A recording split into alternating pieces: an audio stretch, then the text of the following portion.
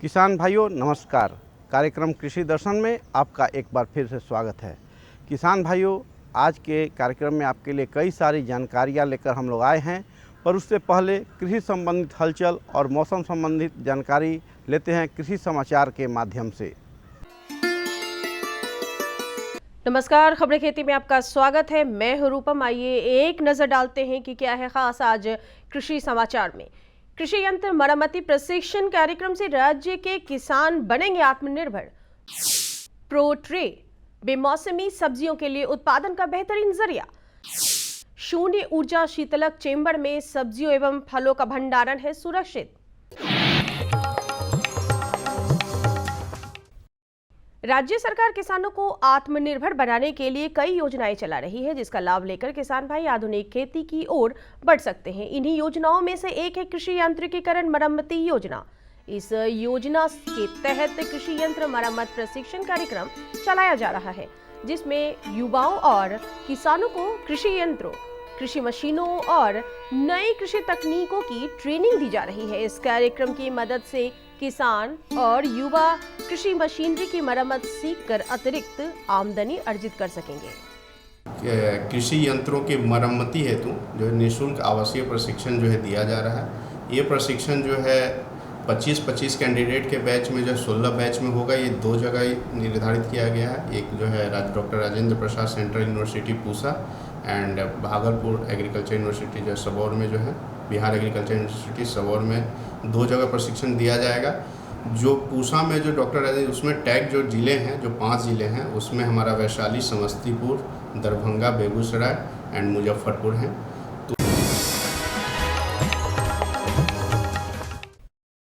राज्य के किसान अब किसी भी मौसम में स्वस्थ सब्जियों की फसल उगा सकते हैं। प्रो ट्रे एक ऐसी तकनीक है जिससे किसान भाई गैर मौसमी सब्जियों का उत्पादन कर अधिक मुनाफा कमा सकते हैं।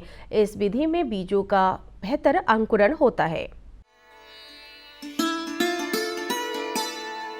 प्रो ट्रे पौधशाला उच्च गुणवत्तापूर्ण सब्जी पौधे उत्पादन के लिए बेहतर तकनीक है। इसमें संरक्षित संरचना के नीचे पौध का उत्पादन किया जाता है। इसमें बीज का बेहतर अंकुरण होता है। इसके अलावा इसमें पौधे स्वस्थ, कीट रोगों से सुरक्षित भी रहते हैं।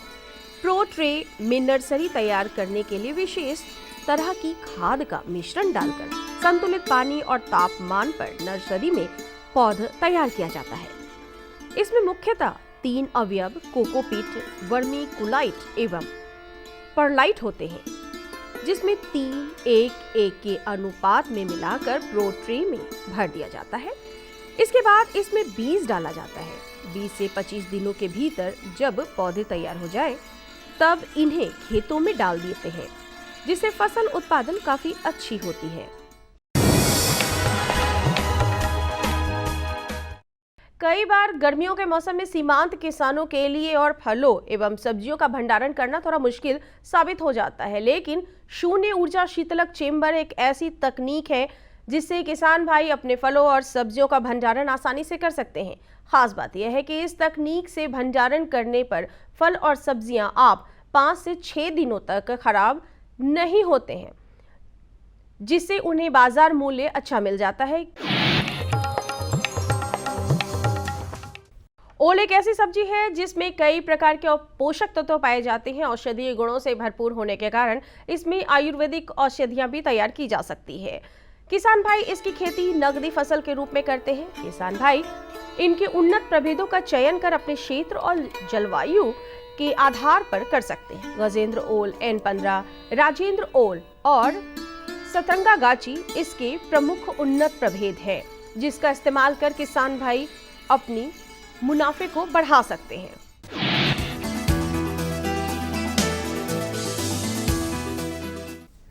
फसलों पर कीट और रोग लगना आम बात है। ऐसे में किसानों को फसलों में कई कीटनाशकों का छिड़काव करना जरूरी हो जाता है। इसके लिए स्प्रे मशीन कारगर साबित होता है। बेहतर उपज के लिए फसल चक्र के विभिन्न स्तरों पर फसलों को कीटों एवं बीमारियों से बचाना किसान भाइयों के लिए बेहद महत्वपूर्ण होता है। ऐसी स्थिति में फसल सहित फलों और पौधों में लगने वाले कीट और अन्य रोगों की रोकथाम के लिए इन पौधों पर कीटनाशकों का छिड़काव अनिवार्य हो जाता है। स्प्रे मशीन कीटनाशक छिड़काव की एक ऐसी प्रक्रिया को आसान बनाता है। साथ ही फसल के हर हिस्से तक इस स्प्रे की सहायता से कीटनाशकों को पहुंचाया जा सकता है। कीट और बीमारियों से फसलों की सुरक्षा में स्प्रे मशीन बेहद कारगर भूमिका निभाता है। उत्पादन के दृष्टिकोण से कहा जा सकता है कि यह कृषि यंत्र किसानों के लिए एक वरदान की तरह है।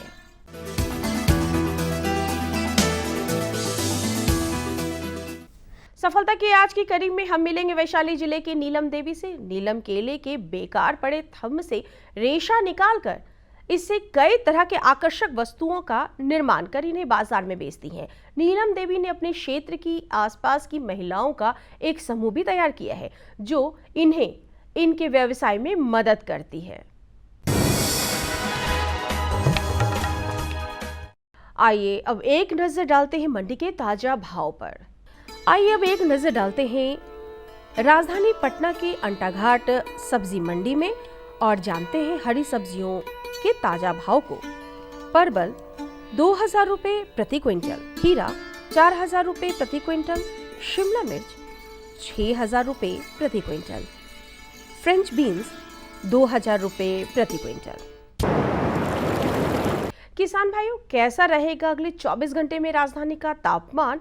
एक नजर डालते हैं मौसम के मिजाज पर। मौसम विभाग के मुताबिक अगले 24 घंटे में राज्य के कुछ जिलों में आंशिक रूप से बादल छाए रहेंगे एवं कुछ जगहों पर गरज के साथ वर्षा होने की भी संभावना है। राजधानी पटना का अधिकतम तापमान 36 डिग्री सेल्सियस और न्यूनतम तापमान 28 डिग्री सेल्सियस बने रहने की संभावना है। तो किसान भाइयों, कृषि समाचार में आपने कृषि जगत की हलचल के बारे में जानकारी ली, साथ ही मौसम का मिजाज जाना। आज के अंक में आपके लिए कुछ और महत्वपूर्ण जानकारी है, पर उससे पहले लेते हैं एक छोटा सा विराम। अरे भाई, सुना नहीं क्या? केसीसी ने किसानों का जिंदगी बदल दिया है। देश के छोटे किसान 1,60,000 रुपये तक का कर्ज बिना किसी गारंटी को ले पाएंगे। ब्याज खोरों से भी पीछा छूटा। मैं तो जैविक खेती का पूरा सामान मंगा लिया। केसीसी का भी कोई दबाव नहीं है। ब्याज चुकाने के लिए पूरा 1 साल मिलता है। समय पर भुगतान करने पर केवल 4% के सालाना ब्याज पे लोन मिल गया मुझे। अपना आधार कार्ड, लेटेस्ट फोटो और जमीन के कागजात लेके अप्लाई करो बस। और नामांकन भरने के लिए जेब भी ढीली नहीं करनी पड़ी।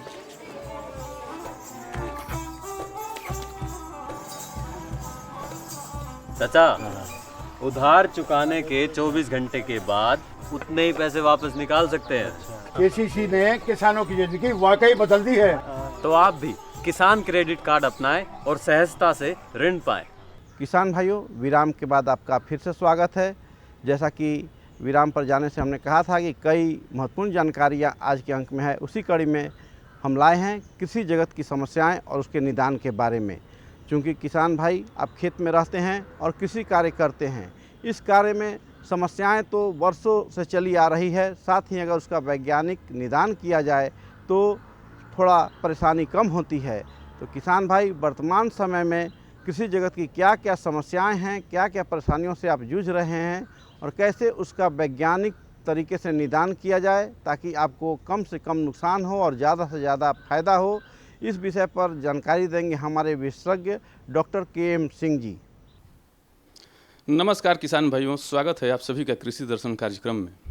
किसान भाइयों, आपको कृषि दर्शन कार्यक्रम में हम नई नई जानकारियों से रूबरू करवाने के लिए विभिन्न क्षेत्रों का भ्रमण किया करते हैं और आज इसी संदर्भ में हम राजेंद्र कृषि केंद्रीय विश्वविद्यालय समस्तीपुर पूसा में आए हुए हैं और आज हमारे साथ बातचीत करने के लिए कृषि विभाग के अधिष्ठाता डॉक्टर के.एम. सिंह हमारे साथ हैं। सर, कृषि दर्शन कार्यक्रम में आपका हार्दिक स्वागत है। धन्यवाद। सर, अभी का जो समय है, जो वर्तमान समय है, उस समय में कृषि से जुड़ी हुई जो समस्याएं हैं उसको आप सर किस रूप में देखते हैं, और उन समस्याओं के बारे में हमारे किसान भाइयों को सर बताया जाए। अभी जो वर्तमान समय चल रहा है, जैसा कि हम सभी देख रहे हैं कि मौसम में बड़े तेज़ी से बदलाव आ रहे हैं। असमय बारिश हो रही है, ज़्यादा बारिश हो रही है, बारिशों के बीच में अंतराल बहुत ज़्यादा हो गया है, और जो हमारा फसल चक्र है, जो परंपरागत फसल चक्र है, वो डिस्टर्ब हो गया है। इसके लिए ज़रूरी है कि हम अपनी जो परंपरागत ढंग से जो हम खेती करते आए हैं उसमें कुछ बदलाव लाएं, कुछ सुधार लाएं, और इसी क्रम में हमारा विश्वविद्यालय इस पर बहुत ही गंभीरता से काम कर रहा है, क्योंकि इस समस्या को किसान बहुत प्रभावित हो रहे हैं, हमारे किसान। इसलिए विश्वविद्यालय इसमें काम कर रहा है कि किस तरह से धान की फसल को थोड़ा पहले लगा दिया जाए, गेहूं को टर्मिनल हीट जो अक्सर मार्च अप्रैल में गर्म हवाएं, पछुआ हवाएं चलने लगती हैं, जिसकी वजह से गेहूं के दाने प्रभावित होते हैं, उसको कैसे फसल चक्र में किस तरह के बदलाव किए जाएं ताकि हमारी जो मुख्य जो खाद्यान्न फसलें हैं उनको इन मौसम के कुप्रभावों से बचाया जा सके। दूसरा एक समस्या हमारे बिहार की है जो वो है जल प्रबंधन की। कभी अतिवृष्टि, कभी अनावृष्टि, कभी बाढ़, कभी सूखा। तो इन सब चुनौतियों से बचाने के लिए, किसानों को तैयार करने के लिए विश्वविद्यालय इस पर भी लगातार काम कर रहा है। जैसे कि उत्तर बिहार में अक्सर जल जमाव की समस्या होती है, तो जल जमाव की वजह से गेहूं की फसल में विलंब होता है, धान की फसल भी प्रभावित हो जाती है। तो किस तरह से उस जल जमाव के क्षेत्र को जल जमाव से मुक्त करके फसल के लिए उपलब्ध कराया जाए, उस पर हमारा विश्वविद्यालय काम कर रहा है। हमारे वैज्ञानिक आपको और बताएंगे इस पर विस्तार से। मगर हम लोगों ने ऐसी संरचना विकसित की है जिससे कि न केवल हम ग्राउंड वाटर जो है उसको रिचार्ज कर सकते हैं, बल्कि उन क्षेत्रों को भी जल जमाव से मुक्त करके खेती के लिए उपलब्ध करा सकते हैं। तीसरी समस्या है कि ऊर्जा की समस्या है। बिहार में या पूरे देश में ही समझ लीजिए कि आप देख ही रहे हैं कि इस समय यूक्रेन युद्ध और रूस के युद्ध के वजह से तेलों की कीमतें बढ़ रही, बेतहाशा बढ़ रही हैं, डीजल की कीमत बढ़ रही है। तो हम लोगों ने ये प्रयास किया है किस तरह से सौर ऊर्जा का कृषि में अधिक से अधिक उपयोग हो, खास करके सिंचाई में, जिसमें किसानों को अक्सर डीजल या बिजली की ज़रूरत पड़ती है। सौर ऊर्जा प्रणाली से हम लोग ने कई प्रयोग किए हैं, और जो धीरे धीरे किसानों के बीच में हम ले जा रहे हैं कि जैसे जो नदी के किनारे के खेत हैं वहाँ पर नाव आधारित सौर प्रणाली, जो अन्य क्षेत्र हैं वहाँ पर सोलर ट्री, वृक्षाकार एक सोलर वो है प्रणाली है, जिसके वजह से, या फिर 3 HP के सिंगल फेज पंप। अक्सर किसानों को 3 फेज़ की बिजली लेने में दिक्कत होती है, उसका बिल भी बहुत ज़्यादा आता है। तो 3 फेज़ के सिंगल फेज़ सबमर्सिबल पंप के द्वारा बहुत कम लागत में सिंचाई हो सकती है। इसके अलावा बहुत से जो हमारे कृषि के अवशिष्ट पदार्थ हैं उनका अक्सर कोई उपयोग नहीं होता था। विश्वविद्यालय उसमें भी हमारे बहुत मतलब गंभीरता से काम कर रहा है, और कृषि अवशिष्टों के प्रबंधन में काफ़ी प्रगति हमारे विश्वविद्यालय ने की है। चाहे वो अरहर की डंठल हो, चाहे वो मक्के का जो बाली होता है दाना छुड़ाने के बाद उसका हो, चाहे और केले का जो फल काटने के बाद जो केले का थंब बच जाता है उसका जो उपयोग हो, इन सभी के ऊपर विश्वविद्यालय लगातार काम कर रहा है। और इनसे हमारी कोशिश ये है कि हम किसानों तक इसको ले जाएं, हमारे कृषि विज्ञान केंद्रों के माध्यम से, प्रशिक्षणों के माध्यम से, डिमॉन्स्ट्रेशंस के माध्यम से, और किसानों को बताएं कि न केवल वो किस तरह से अपनी लागत को कम कर सकते हैं बल्कि अपनी आय को भी बढ़ा सकते हैं। इस दिशा में हमारा काम चल रहा है। तो आमतौर पर हम ये देखते हैं कि जो पहले के समय में लोग आहर से और पोखर से, तालाब से अपने फसलों की सिंचाई किया करते थे। लेकिन सर अब ये हालत ये है कि आहर को भर दिया गया है, पोखर को भर दिया गया है। तो ऐसे में हमारे किसान भाई वो किस संसाधन का उपयोग करके अपने फसलों को बचा सकें या उनको और ज़्यादा पैदावार की तरफ ले जा सकें? देखिए, उसमें भी 2-3 वो हैं, विधियां हैं जिनसे हम जल का संरक्षण कर सकते हैं। एक तो हमारे यहाँ जैसे कि अक्सर ये कहा जाता है कि धान बिना पानी के नहीं होता है। हमारे विश्वविद्यालय ने ये इस पर डायरेक्ट सीडेड राइस जिसे कहते हैं, DSR विधि कहते हैं, कि सीधी बुआई धान की कैसे करें बिना पौध लगाए पौधशाला में और फिर रोपाई के, जिसके लिए लेबर भी ज़्यादा लगता है प्लस पानी की भी ज़्यादा ज़रूरत पड़ती है। तो धान जो सबसे ज़्यादा पानी खाने वाली फसल है, जिसमें सबसे ज़्यादा पानी की ज़रूरत होती है, उसकी सीधी बुआई विधि से बहुत से संसाधन हमारे बच जाते हैं और समय पर बुआई हो जाती है। दूसरा कारण है कि हमारा जो भूगर्भ जल है वो निरंतर दोहन, अत्यधिक दोहन के कारण कम होता जा रहा है। तो उसको रिचार्ज करने के लिए हम विश्वविद्यालय ने एक ऐसी संरचना, एक ऐसी तकनीक विकसित की है कि जब भी बारिश हो तो वो जल जैसे वाटर रिचार्ज हो जाए, जो नीचे के एक्वीफर्स हैं या भूगर्भ जो हमारे वो स्रोत हैं, उसको रिचार्ज करने की संरचना विश्वविद्यालय ने विकसित की है और इसको हर कृषि विज्ञान केंद्र के माध्यम से किसानों तक पहुंचाया जा रहा है। इसके अलावा एक और जो दूसरे जो और तरीके हैं जल संरक्षण के, उन पर भी हमारे यहाँ लगातार काम हो रहा है। पानी की जो खुले नाली से पानी जाता है उसमें पानी बहुत बर्बाद होता है। तो हम लोगों की कोशिश है कि किस तरह से पाइप के द्वारा, प्लास्टिक पीवीसी पाइप के द्वारा पानी, सिंचाई का पानी पहुंचाया जाए खेत में, ताकि पानी का कम से कम लॉस हो, कम से कम क्षरण हो और अब पानी की बचत हो और ऊर्जा की बचत हो, जो कि ये सब ऐसे संसाधन हैं जो कि जल्दी मतलब ख़त्म होने वाले संसाधन हैं। बहुत ही सर अच्छी और महत्वपूर्ण जानकारी आपने हमारे किसान भाइयों को प्रदान की। सर, आपके माध्यम से कोई जो खास संदेश हो जो हमारे किसान भाइयों के लिए प्रेरणा स्रोत हो, महत्वपूर्ण हो, उसको सर हम जानना चाहेंगे। देखिए, मैं कृषि अर्थशास्त्री हूँ और मैं सिर्फ ये कहूँगा कि खेती को केवल जीविकोपार्जन का साधन न समझ के इसको एक व्यापार की तरह समझें। जिस तरह से व्यापार में पूंजी लगती है तो मुनाफा होता है, कृषि में भी कुछ पूंजी निवेश जरूरी है। तो जहाँ से भी पूंजी का प्रबंधन हो, चाहे बैंक से हो, अपनी पूंजी हो या ऋण लेके हो, जिस तरह से भी हो, किसान क्रेडिट कार्ड के माध्यम से हो, कृषि में जो नई तकनीक हैं इनमें निवेश जरूरी है। क्योंकि जो परंपरागत तकनीकें हैं उनमें न केवल ऊर्जा ज़्यादा खर्च होती है, पैसा ज़्यादा खर्च होता है और उसका रिटर्न बहुत कम मिलता है। तो नई तकनीकें अपनाएं, जो जल संरक्षण की तकनीकें हैं, उन्नत बीज अपनाएं, उन्नत खाद अपनाएं, उन्नत तरीकों से खेती करें, ताकि आप समृद्ध हों, देश भी समृद्ध हो। सर, आप इतने महत्वपूर्ण जानकारियों से हमारे किसान भाइयों को आपने अवगत कराया, इसके लिए हम आपका बहुत बहुत बहुत बहुत आभार व्यक्त करते हैं। धन्यवाद। तो किसान भाइयों, आपने हमारे वैज्ञानिक डॉक्टर के.एम. सिंह से कृषि की समस्याएं और उसका वैज्ञानिक निदान के बारे में विस्तार से जानकारी ली। उम्मीद है आप इनके सुझाव से लाभ उठाएंगे। इसी कड़ी में आज के अंक में हम आपको बात कराते हैं गन्ना के प्रसंस्करण के बारे में, क्योंकि गन्ना का नाम आते ही मुंह में एक मिठास सा घुल जाता है। गन्ना से हम लोग घर में गुड़ बनाते हैं, साथ ही कई तरह के पकवान भी बनाते हैं जब समय आता है तो। चूँकि गन्ना का ज़्यादा से ज़्यादा उत्पादन अगर आप करते हैं तो उसका अगर उचित प्रसंस्करण किया जाए तो उसका लाभ और ज़्यादा बढ़ सकता है। तो गन्ना का सही प्रसंस्करण कैसे किया जाए, कैसे उससे ज़्यादा आय अर्जित किया जाए, इस विषय पर जानकारी देंगे हमारे वैज्ञानिक डॉक्टर अनिल कुमार सिंह जी।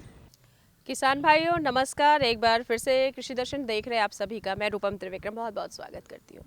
किसान भाइयों, ईख, बिल्कुल मिठास से भरा हुआ ईख, हम भला इसके स्वाद को कैसे भूल सकते हैं। एक ज़माने में हमारे यहाँ 33 चीनी मिलें हुआ करती थी और हम देश में प्रथम, द्वितीय या तृतीय स्थान पर चीनी उत्पादन यानी ईख उत्पादन के लिए राज्य में गिने जाते थे। दौर बदला, वातावरण बदला, आज हम शायद काफ़ी पिछड़ गए हैं और देखते देखते अगर हम बात करें तो अब मात्र बिहार में 11 चीनी मिलें काम कर रही है, लेकिन उसमें 2 शून्य की स्थिति में है। लेकिन फिर भी दौर बदल रहा है। बदलते दौर में हमारा जो ये बिहार है ना, बिल्कुल समृद्ध है। और हम अगर बात करते हैं राजेंद्र कृषि विश्वविद्यालय पूसा की, तो बिल्कुल इस पर लगातार अनुसंधान कार्य किए जा रहे हैं। उत्पादन, प्रसंस्करण एवं बाजार की उपलब्धता पर लगातार कार्य किया जा रहा है। क्या काम हो रहा है, बाजार कहाँ उपलब्ध हो रहा है, प्रसंस्करण कितना ज़रूरी है, उत्पादन कैसे किया जाए, क्या प्रभेद चुना जाए, किस मौसम में ईख की खेती की जाए और सुगमता पूर्वक आप किसान भाइयों को इसकी बाजार उपलब्ध कराई जाए। इन्हीं विषयों पर बातचीत करने के लिए हमारे साथ कार्यक्रम में जुड़ चुके हैं डॉक्टर अनिल कुमार सिंह। आप एक अनुसंधान संस्थान के निदेशक पद पर कार्यरत हैं। बहुत बहुत स्वागत है आपका हमारे कार्यक्रम से जुड़ने के लिए। तो सबसे पहले हम बात उत्पादन के विषय में करते हैं कि आप कौन कौन से प्रभेदों को इस्तेमाल कर रहे हैं, बाजार कैसे उपलब्ध कर रहे हैं। हम लोग मुख्यतः गन्ने के प्रभेद का विकास, उत्पादन से संबंधित नवीनतम तकनीकियाँ और कीट पतंगों व्याधियों से संबंधित जो नवीनतम तकनीकियाँ, उस पर मुख्यतः हम लोग कार्य कर रहे हैं। तो आज के परिप्रेक्ष्य में अगर देखा जाए तो खेती चाहे गन्ने की हो या दूसरी फसलों की हो, उसमें प्रभेदों का प्रमुख योगदान रहता है। तो पुराना संस्थान होने के नाते यहाँ पे करीब 275 से ज़्यादा प्रभेद जो जीनोटाइप्स हैं वो विकसित किया गया है। और उन जीनोटाइप्स के में से हम निकाल करके करीब 65 से ज़्यादा प्रभेद जो किसानों को खेती करने के लिए योग्य बना करके उनको हमने दिया है। आपको विदित होगा कि यहाँ पे जैसे आप सुने होंगे कि BO91, BO110, BO154 कुछ ऐसी प्रजातियाँ हैं यहाँ जो हमारे इसी संस्थान से विकसित हुई हैं, जो कि हमारे ही देश में नहीं विदेशों में भी बहुत ज़्यादा प्रचलित हैं। जैसे मॉरिशस में, थाईलैंड में, श्रीलंका में, बांग्लादेश में यहाँ की BO91 प्रजाति वहाँ बहुत ही प्रचलित है, विकसित हुई और पूरा देश इस पर आधारित हो गया है। बिल्कुल बिल्कुल अर्थव्यवस्था आधारित है मॉरिशस में। बिल्कुल मॉरिशस। तो हमारा ये संस्थान का शुगर केन के गन्ना विकास में बहुत ज़्यादा योगदान रहा है। प्रभेदों के विकास आज के समय में अगर हम प्रभेदों की बात करते हैं तो हमारा राजेंद्र गन्ना 1 सबसे उत्तम जो अगेती प्रभेद है, जिसकी पैदावार 101 टन से ज़्यादा है और चीनी की प्रतिशत मात्रा भी 17.5% से ज़्यादा है। और ये बहुत ही अच्छा गन्ना है और जो कम अवधि में पक कर के तैयार होता है और इसकी पैदावार भी ज़्यादा है। दूसरा हमारे COP 112, COP 2061 भी अच्छी प्रजाति है और BO 154, BO 153 ये प्रजातियां हमारे संस्थान से विकसित की गई हैं। एक प्रजाति हमारे यहाँ से और विकसित हुई है जो कि अगेती है, बहुत ही अच्छा इस समय किसानों के बीच चल रही है। मुख्यमंत्री ग्राम गन्ना बीज योजना में भी इसको शामिल किया गया है। COP 9301 ये प्रजाति भी उत्तम है और अर्ली है और इसमें भी चीनी की प्रतिशत मात्रा बहुत ज़्यादा है, पैदावार भी इसकी अच्छी है। तो प्रजातियां जो खेती, जैसे मैं आपसे डिस्कस हो रहा था कि खेती चाहे गन्ने की हो या किसी भी फसल के हो, प्रभेदों का चुनाव उसमें सर्वोपरि बहुत सबसे ज़्यादा आवश्यक है, क्योंकि जो भी इनपुट उसमें लगाए जाते हैं अगर प्रभेद अच्छे नहीं हैं तो उतनी पैदावार किसान को नहीं मिल पाती है। इसके बाद जो शस्य क्रियाएँ हैं हमारी, खेत की तैयारी कैसे करें, पोषक तत्व प्रबंधन किस तरह से करें और खरपतवार नियंत्रण कैसे करें, पानी का प्रबंधन करें, इस मुद्दे पे भी हमको बहुत ज़्यादा सोचने की ज़रूरत है। क्योंकि गन्ना एक ऐसी फसल है, लंबी अवधि की फसल है और ज़्यादा इसमें न्यूट्रिएंट का दोहन होता है और पानी चूँकि ज़्यादा लंबी अवधि तक खेत में रहने की वजह से पानी की आवश्यकता भी इस फसल में ज़्यादा होती है। तो हमको कम से कम पानी में ज़्यादा से ज़्यादा पैदावार लेने की नवीनतम तकनीकी हमारे यहाँ से विकसित की गई है। जैसे ड्रिप इरिगेशन सिस्टम, जो ड्रिप इरिगेशन सिस्टम है उसमें हमको कुछ उसमें इक्विपमेंट की ज़रूरत पड़ती है। किसान पंप लगाएगा, पानी को अपलिफ्ट करेगा, इसके बाद लेटरल्स और बाईलेटरल्स के माध्यम से किसान अपने खेत में पानी को पहुँचाएगा। तो जो किसान इसको नहीं कर पाते हैं, क्योंकि इस समय तो खैर सरकार से सब्सिडी भी 90% के करीब जो है सब्सिडी ड्रिप इरिगेशन सिस्टम पे है, लेकिन जो किसान इसको नहीं कर पाते हैं वो नाली विधि से सिंचाई करके गन्ने में 30 से 40% पानी की बचत कर सकते हैं। जैसे कि गन्ना, आप जानते हैं कि गन्ना किसान भाई कूड़ में बोते हैं, नाली खोद करके गन्ने के टुकड़े को डालते हैं, इसके बाद उसी में जनता है। तो नाली अगर हमारी थोड़ी सी गहरी हो जाए, यहाँ पे ध्यान देने योग्य बात है, अगर नाली हमारी गहरी होती है, पानी के लिए हम पूरे खेत में पानी न भर करके खाली नाली में ही पानी दें। अच्छा। तो खाली नाली में पानी देंगे तो जो बाकी, क्योंकि गन्ना एक दूरी पे बोई जाने वाली फसल है, निश्चित दूरी पे 3 फीट 4 फीट की दूरी पे बोते हैं, तो पूरे खेत में पानी न भर करके हम खाली नालियों में जिसमें गन्ने की बुआई किए हैं उसी में पानी अगर देते हैं तो 30 से 40% हमारी जो सिंचाई की उपयोगिता क्षमता है उसमें बढ़ोतरी हो जाती है और पानी जो का सदुपयोग भी पानी का पूरा उपयोग हो जाता है। और दूसरा जो हम उसमें न्यूट्रिएंट देते हैं, जो पोषक तत्व प्रबंधन करते हैं, पूरे खेत में न जा कर के हमारा नाली में रहता है, इसलिए न्यूट्रिएंट यूज इफिशियंसी भी इसमें बढ़ जाती है।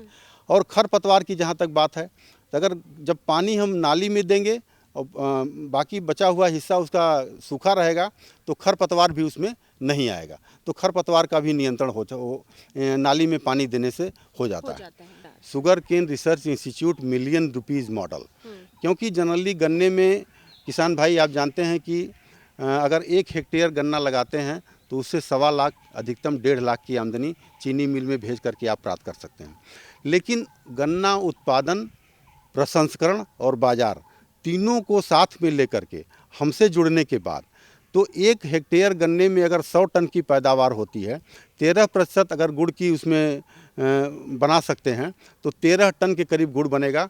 और मूल्य संवर्धित गुड़ अगर आपका है तो 100 रुपये से कम किलो बाज़ार में नहीं बिकेगा। तो 13 लाख रुपए आपको इसी से प्राप्त हो जाते हैं खड़ी गुड़ बना करके। और दूसरा, उत्पादन से संबंधित उत्पादन के समय ही अंतर्वर्ती खेती करते हैं, क्योंकि गन्ना आप जानते हैं कि लंबी दूरी में बोई जाने वाली लंबी अवधि की फसल है। 2 पंक्तियों के बीच में काफ़ी स्थान रहता है, तो उसमें अगर हम अंतर्वर्ती खेती करें 2-3 महीने की जो ही शॉर्ट ड्यूरेशन कोई फसल ले लेते हैं, तो उससे मध्यावधि में किसान कुछ न कुछ आमदनी प्राप्त कर सकता है। तो उत्पादन की आमदनी और प्रसंस्करण की आमदनी दोनों को मिला करके जो भी खर्च आता है उसको निकाल दें अगर, तब भी हम 10 लाख रुपए प्रति हेक्टेयर से ज़्यादा की आमदनी एक यूनिट 1 हेक्टेयर से किसान प्राप्त कर सकते हैं। आप हमारे जो किसान बंधु हैं उन्हें क्या संदेश देंगे? सबसे बड़ा जो हमारा मुद्दा है किसान आत्मनिर्भर बनाने का, क्योंकि हम किसी किसान को एग्रीकल्चर जैसे जानते हैं, कृषि मुख्यतः बाज़ार पर निर्भर करता है। बाज़ार में अगर मांग नहीं है आपके प्रोडक्ट की तो हम आपका आमदनी उसमें उतना बेनिफिट नहीं होगा। लेकिन गन्ने में ऐसा है कि गन्ने को उत्पादन करने के बाद, प्रसंस्करण करने के बाद बाज़ार, तीनों एक साथ अगर लेके चलते हैं तो 7 से 8 गुना तक आमदनी होने का मॉडल हमारे पास विकसित है। अब उसको लागू कर रहे हैं हम धीरे धीरे। हमसे आप जुड़िए और इस मॉडल को अच्छी तरह से आप अपनाएं। डॉक्टर अनिल कुमार, आपका बहुत बहुत धन्यवाद कि आपने अपना कीमती समय हमारे दर्शकों को दिया। तो किसान भाइयों, उम्मीद है कि आज के अंक में दी गई जानकारी आपको बहुत पसंद आई होगी। अगले अंक में इसी तरह ढेर सारी जानकारी लेकर आपके लिए आएंगे। तब तक के लिए दीजिए इजाज़त। नमस्कार।